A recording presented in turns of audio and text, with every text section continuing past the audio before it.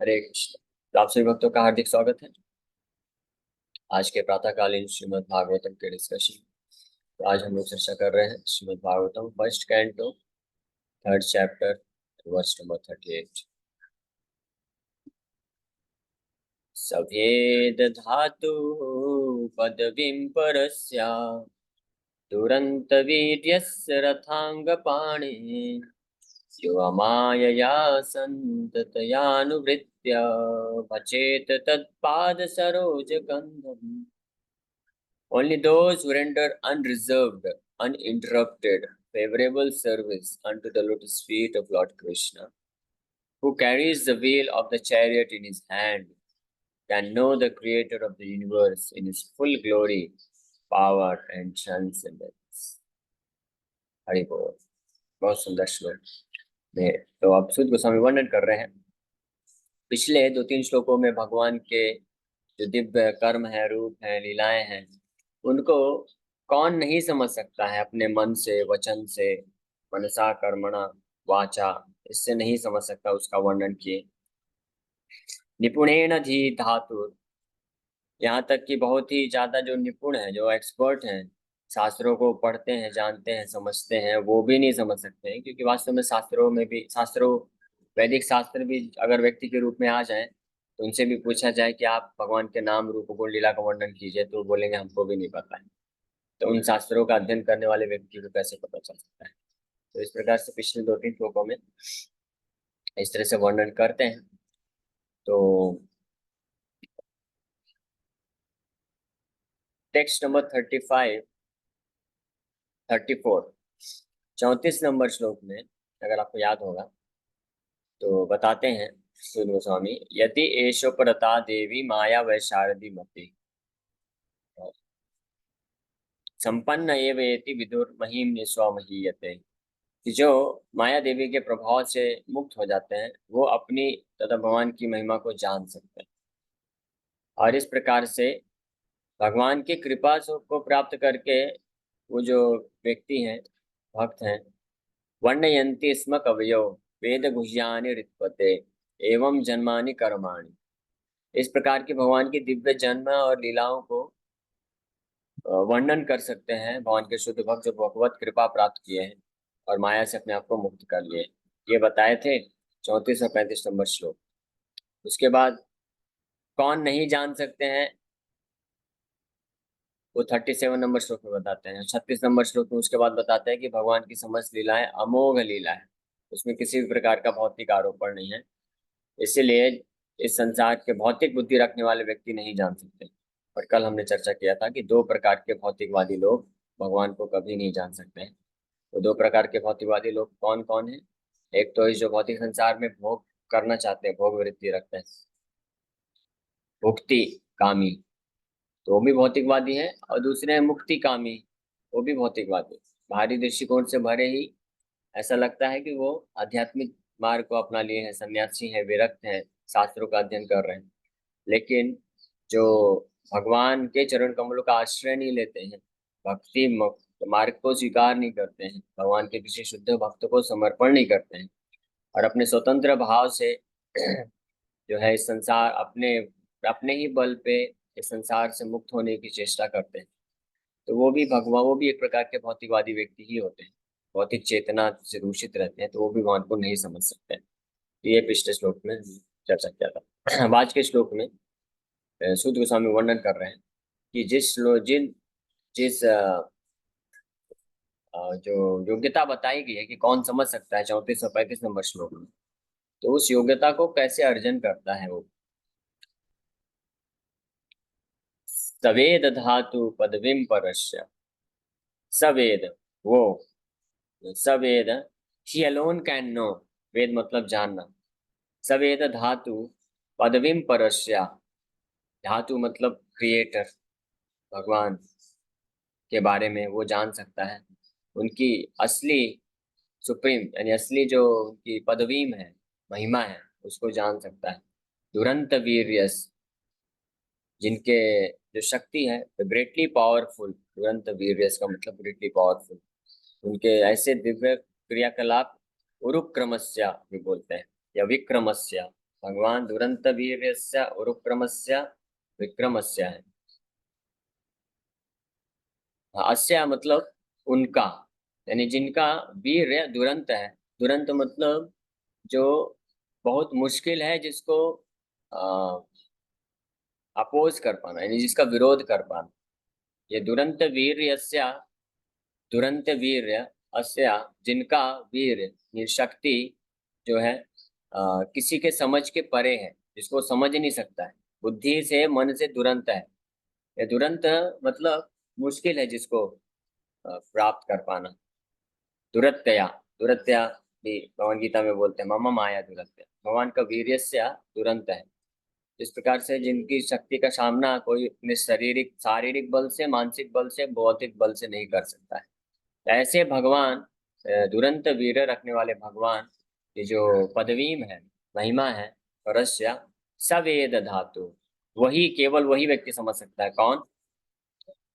जो अमायया संततयानुवृत्त्या, जो कि अमायया मतलब बिना किसी रिजर्वेशन के, बिना किसी हेतु के, अहेतु की अप्रतिभता, जो कि बिना अमायया, माया, मायया अमायया का मतलब है बिना किसी रेस्ट्रिक्शन के, अप्रतिहता वही चीज है जो दूसरे अध्याय में सुदो स्वामी वर्णन करते हैं। सवय पुंसा परो धर्मो यतो भक्ति रधोक्षजे, अहेतु की अप्रतिहता ययात्मा सुप्रतिष्ठति। बिना अपने आप, बिना रेस्ट्रिक्शन के, पूर्ण समर्पण के भाव से जो संततया, अमायया और संततया, संततया का मतलब विदाउट एनी गैप, अप्रतिहता वही चीज है, सेम चीज है, अलग शब्दों में बोला जा रहा है। अहेतु की, अमायया मतलब अहेतु की, विदाउट रिजर्वेशन, और संततया मतलब संतत, सतत रूप में, बिना किसी गैप के, अनुवृत्तिया फेवरेबली, अनुकूलेन कृष्णानुशीलनम, यानी कृष्ण के फेवर में, कृष्ण के लिए, अपने सुख के हेतु नहीं, भोग करने के लिए नहीं, कृष्ण को प्रसन्न करने के लिए शुद्ध भक्ति मार्ग। अनुवृत्तिया मतलब शुद्ध भक्ति। तो अमायया संततया अनुवृत्तिया, ये तीन चीज बताया गया। वृत्तिया मतलब होता है वृत्ति, वृत्ति जो होती है, मतलब कुछ प्रोफेशन को भी वृत्तिया बोलते हैं, वृत्ति बोलते हैं। तो अनुवृत्तिया मतलब, अनु मतलब following in the foot steps, भगवान के को फॉलो करते हुए। ये अनुवृत्तिया का मतलब है फॉलो करना, मतलब भगवान के जो शुद्ध भक्त भगवान का जिस प्रकार से सेवा किए और जिससे भगवान प्रसन्न हो गए, तो उनके पद चिन्हों में पालन करते हुए, जो संततया, बिना किसी रुकावट के, ये संततया का मतलब हमारे लिए है कि डेली नित्यम भागवत सेवा, डेली कथा सुनना भगवान के बारे में, डेली भगवान के नाम का जप कर। संततया का मतलब ये भी है शुद्ध भक्त के लिए निरंतर, एवरी मोमेंट, हर क्षण, तो जो जितनी मात्रा में करेगा। तो जो शुद्ध भक्त होते हैं, क्योंकि वो एवरी मोमेंट, हर क्षण भगवान के भगवत चेतना में होते हैं, हर क्षण भगवान का स्मरण रहता है उनका, या तो भगवान का नाम जप करते हैं, या तो भगवान का जो है कथा है, प्रचार है, या भगवान का सेवा है, या संग, जैसा महाप्रभु बोले चैतन्य चरितामृत, स्थावर जंगम देखे ना देखे तार मूर्ति, सर्वत्र है इष्ट देव स्फूर्ति। ये हो सकता है शुद्ध भक्त इस भौतिक संसार के अलग अलग कार्यकलाप में व्यस्त हो भगवान की सेवा के हेतु, तो प्रकट रूप में ऐसा ना प्रतीत हो कि वो नाम जप कर रहा है या भगवान का जो है कुछ डायरेक्ट कथा कर रहा है, लेकिन संततया मतलब विदाउट एनी गैप, बिना गैप के, बिना रुकावट के, निरंतर उसके चेतना में, अंतःकरण में भगवान का स्मरण बना रहता है।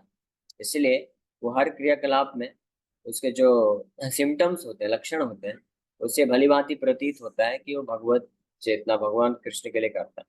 जैसे प्रभुपाद जी कहीं भी थे, कहीं भी जाते थे, प्रचार का कार्य हो, कुछ भी हो, तो हर चीज को, हर परिस्थिति को भगवान से कनेक्ट कर देते थे। कृष्णमय था, कृष्णमय चेतना रहता है। इसका उदाहरण एक छोटा सा दे सकते हैं ताकि आप लोग इसको समझ पाएंगे। जैसे जो माँ होती है जिसका छोटा बच्चा है, 5-6 साल का बालक है, तो अभी स्कूल गया हो, स्कूल भेज दिए, लेकिन घर में रहते हुए वो पूरा जो भी घर का कार्यकलाप करेगी तो बच्चे का नाम नहीं ले रही है या डायरेक्ट स्मरण नहीं कर रही है, लेकिन उसके चेतना में हमेशा रहता है कि ये जो भी कर रही है, अगर खाना बना रही है तो मेरे बच्चे के लिए इसको क्या पसंद होगा क्या नहीं होगा, फिर वो वापस आएगा तो उसके लिए, और उसके कपड़े हैं उसको धोना है, उसका सामान व्यवस्थित करना है। तो इस तरह से अंतःकरण में जो एक गृहिणी होती है, आदर्श गृहिणी, तो उसके अंतःकरण में एक भावना रहती है अपने पति के लिए, बच्चों के लिए, 24 घंटे कुछ भी करेंगे तो ये भावना रहती है कि घर अच्छे से दिखना चाहिए। आदर्श गृहिणी की बात कर रहे हैं। भौतिक जगत में तो हर चीज दूषित हो चुका है। यहाँ पे भौतिक जगत ही मतलब दूषित है, तो यहाँ पे तो हर कोई अपने नेतृत्व के लिए करता है, लेकिन जो आदर्श होते हैं, तो इसी प्रकार से जो आदर्श भक्त होते हैं तो उनका ये चेतना रहता है संततया हर क्षण। एटलीस्ट हम लोग, हमारे लिए संततया का मतलब विदाउट एनी गैप, कि कम से कम डेली जो हमने संकल्प लिया है, डिटर्मिनेशन लिया है, तो उससे हम आपको अपने आप को वंचित नहीं करना चाहिए, छोड़ उससे रहित नहीं होना चाहिए डेली विशेष रूप से। इसलिए प्रभुपाद जी ये बहुत कृपा करके संततया हमारे लिए अप्रतिहता रूप में भगवान के प्रति भक्ति चलती रहे, तो ये जो है संकल्प निर्धारित किया है कि कम से कम 16 माला डेली, 24 घंटे हर क्षण तो बात की स्टेज है, लेकिन कम से कम 16 माला डेली। और भागवत कथा का श्रवण ये अगर कोई करेगा तो वो भी इस योग्यता को प्राप्त कर सकता है। ये योग्यता है भगवान को समझ पाने की, भगवान की असली जो पदवी है, पदवी मतलब उनकी असली जो महिमा है, सुप्रीम परस्य, परस्य मतलब सुप्रीम, भगवान की असली जो महिमा है उसको समझने के लिए, क्योंकि इसीलिए दूसरे लाइन में बोले दुरंत वीर्यस्य, कि उनके जो वीर्याणि कार्याणि कर्माणि, वीर्य कर्माणि, जो बहुत ही शक्तिशाली या जो बहुत ही अद्भुत, अति विक्रमस्या, जो उनके कार्य हैं, कर्म है, लीलाएं हैं, वो दुरंत है, उसको कोई मन बुद्धि से नहीं समझ सकता है, कॉम्प्रीहेंड ही नहीं कर सकता है। इसलिए उदाहरण दे दिया रथांग पाणे। रथांग पाणे मतलब one who bears in his hand the wheel of a chariot. जैसे गोस्वामी ये श्लोक वर्णन करते हुए, उनके जब ये वर्णन कर रहे हैं कि वो परस्य सुप्रीम, वो भगवान जिनकी अद्भुत कार्य को कोई समझ नहीं सकता है, तो इसका उदाहरण देने के हेतु उनके दिमाग में यही उदाहरण आ गया रथांग पाणे, कि वो भगवान, वो कृष्ण जिन्होंने युद्ध क्षेत्र में रथ का पहिया उठा लिया, इसको कोई समझ नहीं सकता है क्यों रथ का पहिया उठा लिया। भक्त लोग भी इसमें भ्रमित हो सकते हैं। एक तो है कि जो भक्त नहीं है वो लोग तो भ्रमित हो ही जाएंगे, वो सोचेंगे अरे कृष्ण ने तो प्रॉमिस किया था कि मैं रथ हथियार नहीं उठाऊंगा, और अभी रथांग पाणे बन गए, रथ का पहिया उठा के दौड़ रहे हैं मारने के लिए, ये क्या बात है। ये है दुरंत वीर्यस्य। दुरंत वीर्यस्य केवल फिजिकल स्ट्रेंथ नहीं है, दुरंत वीर्यस्य को भगवान वामन देव के रूप में आकर के दिखाए पूरे जगत को, 3 पग भूमि 3 पग में ही पूरा ब्रह्मांड नाप लिए। दुरंत वीर्यस्य नरसिंह देव भगवान के रूप में आकर के भगवान दिखा दिए अद्भुत तरीके से, हिरण्यकश्यप, उस हिरण्यकश्यप का वध कर दिए जिसको कोई नहीं मार सकता था।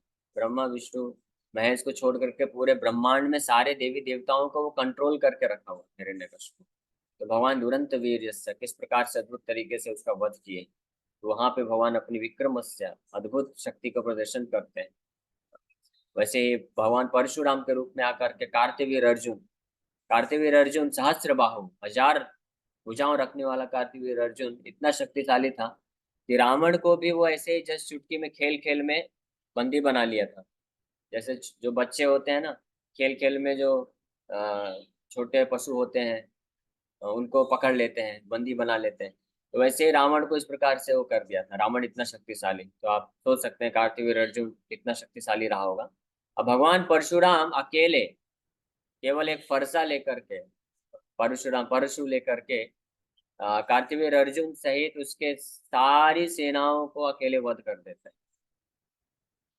ये है भगवान की अति विक्रमस्या कर्माणी, ये है। तो ये दुरंत वीर्यस्य है। तो दुरंत वीर्यस्य फिजिकली तो है ही है, लेकिन मानसिक रूप से भी उनके वीर्य को कोई समझ नहीं सकता है। रथांग पाणे इसलिए उदाहरण दिए कि तो जो भक्त नहीं वो नहीं समझ सकते हैं। यहाँ तक कि अगर तो कुछ भक्त भी हैं तो वो भी भ्रमित हो सकते हैं, क्योंकि रथांग पाणे रथ उठा करके, पहिया उठा करके भीष्म देव के प्रति भाग रहे हैं। भीष्म देव कौन है? उनके महान भक्त हैं। कोई सोचेगा, अरे अपने ही महान भक्त को इतने क्रोधित होकर के भगवान रथ का पहिया उठा करके भाग रहे हैं मारने के लिए, ऐसा कैसे हो गया? ये समझ नहीं सकते हैं।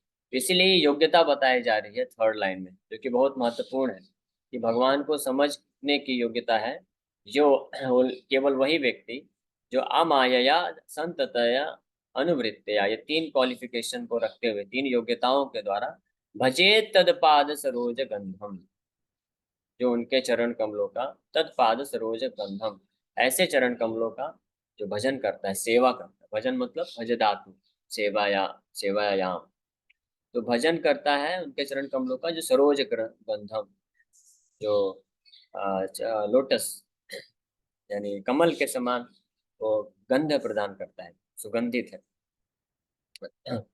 Unto the lotus feet of Lord Krishna who carries the wheel of chariot in his hand। तो ये तीन बहुत ही महत्वपूर्ण है दूसरे अध्याय में, इसीलिए कई बार ये योग्यताओं को रिपीट किया जा रहा है। इसी को परो धर्म या शुद्ध भक्ति बोलते हैं।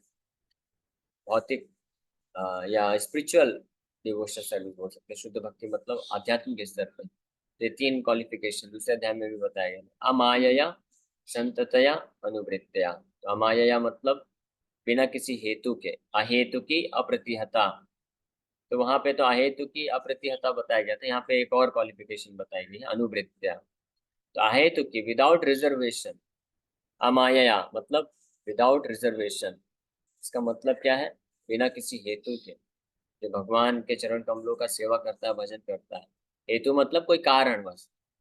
तो शुरू में तो निश्चित रूप में हर व्यक्ति जो है कुछ न कुछ कारण को लेकर के इस भगवान का नाम जप करेगा। हर कोई विशेष रूप से इस संसार में व्यक्ति जो है मानसिक रूप से तनाव में है, दुखी है, कष्ट है, शोक है, क्लेश है, इसलिए भगवान का नाम जप करते हैं कि हम इस सबसे मुक्त हो जाएं। तो जो कि सही है, गलत नहीं बोला जा रहा है, जो सही है। और उसका प्रभाव भी पड़ता है, ऐसा भी नहीं कि नहीं मिलता है भौतिक लाभ।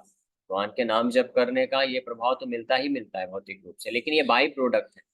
तो ये असली उद्देश्य नहीं होना चाहिए। जैसे जैसे व्यक्ति भक्ति में आगे बढ़ता है, विशेष रूप से जो भक्त 16 माला भी जप करने लग गए हैं, गीता भागवत की शिक्षाओं में जिनको विश्वास है, और जो शुद्ध भक्ति मार्ग में आगे बढ़ना चाहते हैं, तो उनको धीरे धीरे ये रिजर्वेशन, रिजर्वेटिव डिवोशनल सर्विस से ऊपर उठ जाना चाहिए।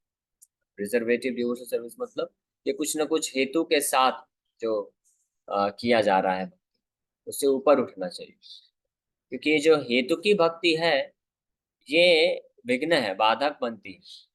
तो इस संसार में हम जब तक इस भौतिक संसार में हैं और हमारे पिछले कर्मों के दोष हैं बहुत सारे, तो निश्चित रूप में हमको कुछ ना कुछ कष्ट तो इस संसार में मिलना ही मिलना है। आप ऐसा नहीं सोच सकते कि मैं डेली 16 माला जप करूंगा और पूरी तरह से भगवान का भजन करूंगा तो मेरे जीवन में कोई दुख कष्ट नहीं आना चाहिए। तो इस उद्देश्य के साथ, इसी उद्देश्य को रख के अगर कोई भगवान का भक्ति या भजन करेगा, तो वो कुछ समय पश्चात फिर विचलित हो जाएगा मार्ग से। ये हेतु की भक्ति होती है, इसलिए अहेतु की भक्ति बोला गया, अमाया या भक्ति बोला गया है। वो करने से ही व्यक्ति पूर्ण लाभ उठा सकता है। तो ये बिना बिना रिजर्वेशन, विदाउट यानी किसी बिना बिना किसी कारण के, हेतु की भक्ति, अहेतु की। और संततया का भी हमने भी चर्चा किया है कि बिना किसी रुकावट के, संततया अप्रतिहता। तो आयो अमायया संततया अनुवृत्त्या भजे, इसका एक और मतलब है अहेतु की अप्रतिहता का, कि भगवान की जो शुद्ध भक्ति है वो किसी भौतिक कारण पे निर्भर भी नहीं। क्योंकि कई बार ऐसा लगता है, बहुत लोग ऐसा सोचते भी हैं, विचार भी करते हैं कि रोज जी हमारे पास थोड़ा इस चीज की कमी है, एक बार ये कमी पूरी हो जाएगी तो फिर हम अच्छे से भक्ति कर पाएंगे। तो वो माया हो गई, माया भक्ति है, हेतु की भक्ति होगी। यानी हम ये विचारधारा, ये हम सोच रहे हैं कि मुझे अगर भक्ति अच्छे से करना है तो मेरे पास कम से कम इतना धन तो होना चाहिए, या इतना बड़ा घर तो होना चाहिए, तब मैं कर पाऊंगा। तभी तो अच्छा सा मंदिर बना सकेंगे और वैष्णवों को इनवाइट करके अच्छे से कीर्तन भजन कर सकेंगे, प्रसाद हम खिला सकेंगे, भगवान को अच्छा छप्पन भोग अर्पण कर सकेंगे। तो इस प्रकार की जो मानसिकता है वो भी जो है भौतिक मानसिकता हो जाती है, हेतु की हो जाती है। तो ये भी नहीं होना चाहिए। यानी भक्ति जो है पूर्ण रूप से स्वतंत्र है, हर प्रकार के भौतिक वस्तुओं से, ज्ञान से, ध्यान से और जितने भी कर्म से हर प्रकार से स्वतंत्र है भक्ति। भक्ति निर्भर है केवल भक्ति पे। इसके बारे में जो है विश्वनाथ चक्रवर्ती ठाकुर अपने एक बहुत ही सुंदर ग्रंथ माधुर्य कदाम्बिनी में इसका वर्णन करते हैं। First different showers of nectar वर्णन किए। तो इसमें भक्ति का प्रभाव बताया है, भक्ति कैसे मिलती है इसके ऊपर उन्होंने चर्चा किया। तो इस पे चर्चा करते हुए बताते हैं कि बाकी अन्य चीज जो है कर्म ज्ञान ध्यान सिद्धियां और भौतिक जो कर्म कांड है, ये सब जो चीजें हैं कुछ न कुछ भौतिक चीजों पे निर्भर कर सकती हैं, करती हैं। यहाँ तक कि कर्म ज्ञान ध्यान और सिद्धियां ये सब जो हैं ये पूरी तरह से निर्भर है। भक्ति का इसमें मिश्रण होना ही चाहिए, नहीं तो उसको व्यक्ति को सफलता नहीं मिलेगी। ज्ञान योगी इसलिए बोला गया, योगी मतलब भगवान से कनेक्ट होना पड़ेगा उसको, तब ज्ञान योग मुक्ति की अवस्था को प्राप्त कर सकता है। यानी अगर जो डिफरेंट पाथ्स है कर्म ज्ञान ध्यान योग जो है, उसमें अगर थोड़ा सा भक्ति का मिश्रण नहीं है तो वो उसको सफलता व्यक्ति को नहीं प्राप्त। लेकिन जो भक्ति मार्ग में शुद्ध भक्ति मार्ग में है उनको कर्म ज्ञान ध्यान का मिश्रण करने की आवश्यकता नहीं है। अगर कर्म ज्ञान ध्यान है किसी के पास तो उसका इस्तेमाल कर सकता है, दास दासी के रूप में भक्ति का सेवा कर सकता है, सेवा में लगा सकता है। लेकिन ऐसा नहीं है कि अगर ये नहीं है किसी के पास तो वो भक्ति नहीं कर सकता है। भक्ति स्वतंत्र होती है। तो प्रैक्टिकल रूप में अगर बोले, अभी तो मैंने प्रिंसिपल बता दिया, थ्योरी प्रैक्टिकली अगर बोले तो ऐसा बिल्कुल नहीं है कि कोई भक्त बहुत गरीब है तो वो भक्ति में एडवांसमेंट नहीं कर सकता, भगवान का सेवा नहीं कर सकता है। अगर वो विग्रह भी नहीं रख सकता है तो भगवान का फोटो रख सकता है कम से कम, या वो भी नहीं रख सकता है तो भगवान का बस नाम जप कर सकता है, माला खरीद सकता है। कोई बोलेगा माला खरीदने का भी मेरे पास पैसा नहीं, तो भी कोई टेंशन नहीं। हाथ में भगवान के नाम का जप कर सकता है, स्मरण कर सकता है। कुछ खिलाने के लिए नहीं भगवान के पको, तो पानी पानी दे सकता है, उसमें एक तुलसी पत्ता डाल करके भगवान के सामने अर्पण कर सकता है, भगवान के नाम का जप कर सकता है। तो वो अगर इस भाव से वो पूरा भगवान को अप्रतिहता रूप में, ये तो अहितुकी हो गया, अप्रतिहता रूप में निरंतर करता है शुद्ध भाव से और अनुवृत्तिया, तो उसको भी वही लाभ मिलने वाला है जो कोई बहुत बड़ा राजा है और भगवान के लिए बहुत बड़ा मंदिर बनाया है और बहुत सारे 56 भोग लगा रहा है, ये सब कर रहा है। इसलिए भक्तों को कभी विचलित नहीं होना चाहिए। ये नहीं सोचना चाहिए कि प्रभु जी अभी मैं बहुत फाइनेंशियल क्राइसिस में हूँ, मेरा पैसे का बहुत दिक्कत चल रहा है, तो आप वो करिए, जॉब करिए, पैसे कमाइए, वो सब करिए, लेकिन कभी ये मत सोचिए कि इसीलिए मेरा भक्ति नहीं हो पा रहा है क्योंकि मेरे पास पैसे की कमी है, या मैं अभी अलग अलग इस प्रकार की जो टेंशन में फंसा हुआ हूँ, ऐसे मेरे सगे संबंधियों के साथ ऐसी ऐसी परिस्थिति चल रही है इसलिए मेरा भक्ति नहीं हो रहा है। ये विचारधारा गलत है। आपके जीवन में कुछ समस्या आती है तो आपके पास धन की कमी है या सगे संबंधियों के साथ कुछ जो है तनाव चल रहा है, कुछ कष्ट है, कुछ दुख है, समस्याएं हैं, तो उसको आप सॉल्व करने का कोशिश करिए, वो मना नहीं किया जा रहा है। लेकिन कभी ये नहीं सोचना चाहिए कि भक्ति मेरा नहीं हो पा रहा है, इसके कारण एक बार ये सेटल हो जाएगा फिर मैं भक्ति कर लूंगा। वास्तव में वो माया का एक छलावा होता है, उससे वो होने नहीं वाला है, क्योंकि इस भौतिक संसार में कभी ऐसी स्थिति आने ही नहीं वाली है कि आप पूरी तरह से सेटल हो जाए। इसीलिए भक्तों को ये फर्म कन्विक्शन होना चाहिए, पूर्ण विश्वास होना चाहिए कि हम जिस भी भौतिक परिस्थिति में हैं उस परिस्थिति को हम सुधार करेंगे भौतिक तरीके से, लेकिन हर परिस्थिति में रहते हुए हम भगवान का जो भक्ति है वो करते रहेंगे, वो उसमें कोई रुकावट नहीं आ सकती। विशेष रूप से 16 माला का जप करना, एकादशी पालन करना, भागवत श्रवण करना, इसमें ये अप्रतिहता है, इसको कोई रुकावट नहीं कर सकता, कोई भौतिक हेतु इसमें विघ्न नहीं डाल सकता। इस और इसी को बोलते हैं अमाया, विदाउट रिजर्वेशन। और संततया मतलब भी कि अप्रतिहता, बिना रुकावट के भी किया जा सकता है ना। बस समस्या कहाँ पे आती है, ये अमाया और संततया अनुवृत्तिया को पालन करने के लिए समस्या क्या आती है, बस मन की आती है। मन हमको अलग अलग तरीके से, माया जो होती है मन के द्वारा हमको अलग अलग तरीके से छलावा में डालती है, धोखे में डालती है, और हम इसको पालन नहीं कर पाते। लेकिन ये श्लोक के माध्यम से सूर्य गोस्वामी हमको ये स्पष्ट शिक्षा दे रहे हैं कि हमको कभी भ्रमित नहीं होना चाहिए। भगवान की अहेतुकी और अप्रतिहता भक्ति की जा सकती है। और अनुवृत्तियां, अनुवृत्तियां मतलब फेवरेबली, भगवान को प्रसन्न करने के हेतु कृष्णानुशीलनम। और अनुवृत्तियां कैसे होती है, जब हम किसी शुद्ध वैष्णव के मार्गदर्शन के अनुसार जो भक्ति करते हैं उसको अनुवृत्तियां बोला जाता है। तो इस प्रकार से ये तीन क्वालिफिकेशन को रखते हुए जो भजेत तत्पाद सरोज गंध, तो वो जो है सवेद धातु पदवीं परस्या, केवल वही व्यक्ति जो है भगवान के जो पूर्ण फुल ग्लोरीज कंप्लीट यानी संपूर्ण महिमा को समझ सकता है, जान सकता है, अन्य कोई व्यक्ति नहीं जान सकता। ठीक है, तो इसी के साथ हम लोग यहाँ पे विराम करते हैं। कल इसका तात्पर्य पढ़ के और थोड़ा समझ लेंगे। हरे कृष्णा।